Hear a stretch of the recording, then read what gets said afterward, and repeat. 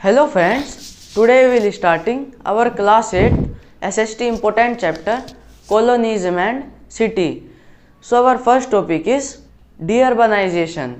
So कुछ cities अपनी importance खोने लगी थी, so उनमें से लोग migrate करके villages में shift होने लगे, so उसको हम deurbanization बोलते हैं, जिसमें लोग सिटी से माइग्रेट करके विलेजेस में शिफ्ट होने लगे। सो कुछ सिटीज़ जो अपनी इम्पोर्टेंस खो रही थी वो थी सूरत, श्रीरंगपट्टनम एंड मासूलीपट्टनम। सो ये सिटीज़ अपनी इम्पोर्टेंस खो रही थी। सो 11% ही लोग बस सिटीज़ में रहते थे, नहीं तो सारे लोग माइग्रेट करके विलेजेस में शिफ्ट हो गए थे।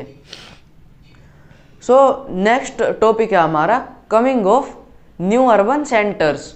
सो कुछ न्यू अर्बन सेंटर्स जो कि फिर डीअर्बनाइजेशन के बाद बनने लगे, वो था मद्रास, बॉम्बे।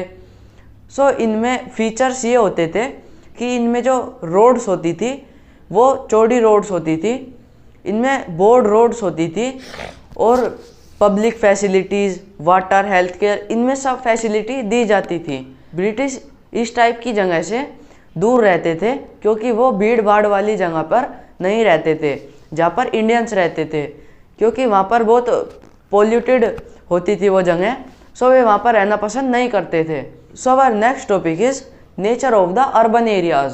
सो 19th सेंचुरी के बाद ब्रिटिश ने सिटीज़ के अराउंड वॉल बना दी बड़ी बड़ी, जिनसे फिर वो वैलिड सिटी कहलाती थी।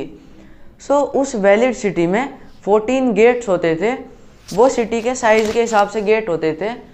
सो जैसे शाहजहाँबाद जो कि शाहजहाँ ने बनवाई थी 1648 में, वो एक वैलिड सिटी है। एंड इसके वेस्ट में लाल किला, और वो लाल किले को ज्वाइन करती है, और लाल किले के वेस्ट में एक वैलिड सिटी है विद 14 गेट्स। सो जो चांदनी चौक एंड फेज बाज़ार है उनमें एक रनिंग कैनाल है जिसमें से एक रॉयल प्रोसेशन को पास किया जा सकता है, जो कि ब्रिटिश का होता था पहले। सो उसके कारण वे वैलिड सिटी कहलाती थी। सो उसके बाद डेंसली वहाँ पर पॉपुलेशन बढ़ने लगी, और Jama Masjid largest mosque in the India है, वो भी वहाँ पर प्रेजेंट है। सो फ्रेंड्स, हमारा नेक्स्ट टॉपिक है development of infrastructure and administration. So India में पहले बहुत ट्रैफिक था, जिसको ब्रिटिश ने रियलाइज़ करते हुए ट्रेन को इंट्रोड्यूस किया, क्योंकि वो जब कोई सामान इंपोर्ट या एक्सपोर्ट करते थे सो उसमें बहुत ट्रैफिक के कारण वो लेट हो जाता था। सो इसलिए उन्होंने ट्रैफिक कम करने के लिए फर्स्ट रेलवे इंट्रोड्यूस की, जो कि बॉम्बे टू थेन थी। सो वो 1853 में लॉर्ड डलहौजी के द्वारा इंट्रोड्यूस की गई, और ये 1900 में फुल्ली डेवलप भी हो गई। So friends, our next topic is the creation of municipalities. Municipalisation एक इलेक्टेड बॉडी होती है जो कि drinking water, tax, facilities and education, इन सब की फैसिलिटीज़ उनको विलेज एंड सिटीज़ के जो लोग होते हैं उनको प्रोवाइड करानी होती है। सो ये गवर्नमेंट की एक ऑर्गेनाइजेशन होती है ऐसे। सो ब्रिटिश ने डाक बंगलो बनवाए इन हिली एरियाज ऑफ उत्तराखंड।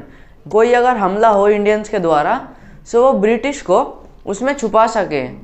और म्यूनिसिप्लिकेशन टैक्स कलेक्ट भी करती है, जैसे टैक्स, बाजार tax and road tax etcetera. So ये सब टैक्स भी म्यूनिसिपलिटीज ही कलेक्ट करती हैं। सो फर्स्ट म्यूनिसिपलिटी 29 सितंबर 1688 को मद्रास में बनाई गई। सो ये फर्स्ट म्यूनिसिपलिटी थी, और जो सेकंड थी वो कोलकाता में बनवाई गई इन 1876, एंड जो थर्ड थी वो बॉम्बे में बनवाई गई इन 1872। सो इनका करंट स्ट्रक्चर लॉर्ड रिपोन की थिंकिंग पर बेस्ड है। सो वो father of local administration in India भी कहलाते हैं। सो हमारा नेक्स्ट टॉपिक है life in the time of partition. So life in the time of partition में इंडिया एंड पाकिस्तान में एक मेजर पॉपुलेशन को भेजना था, जो कि एक मैसिव ट्रांसफ़र थी। सो उसमें जो लोग पाकिस्तान जा रहे थे और जो इंडिया आकर दिल्ली में शिफ्ट हो रहे थे, सो दिल्ली के रिटी rituals and culture and kind of jobs सब चेंज हो चुका था।